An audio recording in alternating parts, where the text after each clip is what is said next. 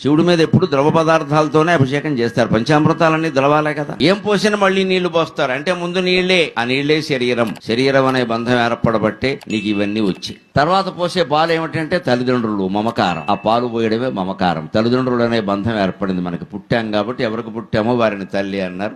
ఆ పుట్టకి బీజప్రాయమైన కారణమైన పెద్ద మనిషిని తండ్రి అన్నారు. ఇది పాల బంధం. తల్లిదండ్రుల బంధం పాలలాగా స్వచ్ఛంగా ఆర్ద్రంగా మమకారంతో ఉంటుంది.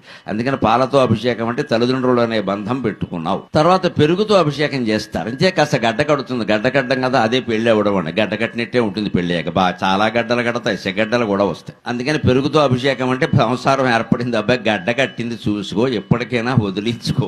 ఆ తర్వాత పిల్లలు పుట్టారు, అదే తేనె.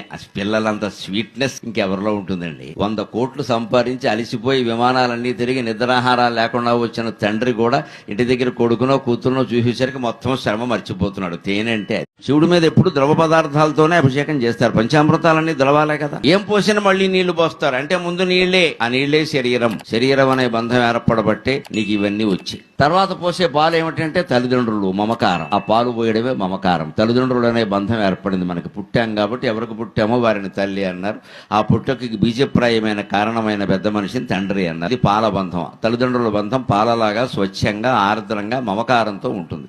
అందుకని పాలతో అభిషేకం అంటే తల్లిదండ్రులు అనే బంధం పెట్టుకున్నావు. తర్వాత పెరుగుతో అభిషేకం చేస్తారు. అంతే కాస్త గడ్డ కడుతుంది. గడ్డ కట్టడం కదా అదే పెళ్లి అవ్వడం అండి. గడ్డ కట్టినట్టే ఉంటుంది పెళ్లి అయ్యాక. చాలా గడ్డలు కడతాయి, సెగడ్డలు కూడా వస్తాయి. అందుకని పెరుగుతో అభిషేకం అంటే సంసారం ఏర్పడింది, అబ్బాయి గడ్డ కట్టింది చూసుకో, ఎప్పటికైనా వదిలించుకో. ఆ తర్వాత పిల్లలు పుట్టారు, అదే తేనె.